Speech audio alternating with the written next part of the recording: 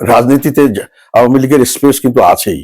আমরা যতই কিছু বলি না কেন, একটা বড় রাজনৈতিক দল, ৭৫ বছরের বেশি তার বয়স, বিভিন্ন চড়াই উতরাই পার হয়ে এসছে। অনেকেই আওয়ামী লীগ করে তাদের দাদার বাবারা করতো, 3-4 জেনারেশন।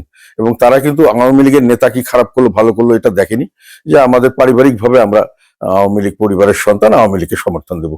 এই ধরনের জনসংখ্যা বাংলাদেশে প্রচুর আছে। এবং আওয়ামী লীগের এই বিপর্যয় কিন্তু এবারই প্রথম নয়। বিভিন্ন সময় আওয়ামী লীগের উপরে নিষেধাজ্ঞা আসছে, বা আওয়ামী লীগকে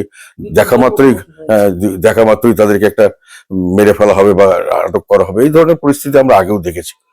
কাজেই আওয়ামী লীগের স্পেস বাংলাদেশের রাজনীতিতে নতুন করে দিতে হবে আমি মনে করি না, বরং এটাকে একেবারে স্বাভাবিক প্রক্রিয়ায় সুন্দরভাবে যদি সবাই মিলে আসে, এবং সেখানে আওয়ামী লীগে যারা দোষ করেছেন দোষ ত্রুটি এগুলো দেখে তাদের শাস্তির ব্যবস্থা হোক, বা যেটাই বললাম আমি, রিকনসিলিয়েশন করে, ট্রুথ কমিশন ইত্যাদি করে একটা পর্যায়ে নিয়ে আসা যায়, তাহলে আমরা সকলে মিলে দেশটাকে উন্নয়ন করব, সকলে মিলে দেশের ভবিষ্যতে ভালো চাইবো, এরকম একটা মানসিকতা তৈরি করতে হবে। না হলে আমি আওয়ামী লীগের জন্য বললে আওয়ামী লীগের পক্ষে কথা বলছেন, আওয়ামী লীগ খারাপ দল, উনি খারাপের পক্ষে বলছেন, এই ধরনের প্রচার। আমি সত্যের কথা বলছি। সত্য হলো যে একটা বিশাল জনগোষ্ঠীকে বাদ দিয়ে যে নির্বাচনী করি আর যে রাজনৈতিক প্রকৃতি আমরা অগ্রসর হই, এটা সাধারণত ভঙ্গুর হয়।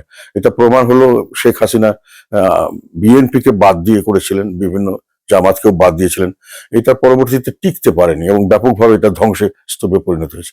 এখন আমরা কিন্তু একই ধরনের ভুল করতে যাচ্ছি। একটা বড় অংশকে, আওয়ামী লীগ সহ সবাইকে সহ আমাদেরকেও তো প্রায় বাদই দিয়েছিল। যাই হোক, এইভাবে তখনও গতবারও আমাদের অবস্থা ওরকমই ছিল, আওয়ামী লীগের বিপক্ষে যখন আমরা দাঁড়িয়েছিলাম।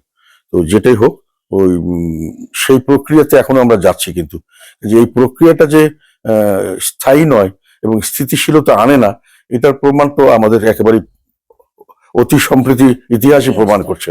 কাজে এইটা জিনিস নিয়ে আবার আলোচনা করার আমি কোনো অর্থ দেখি না।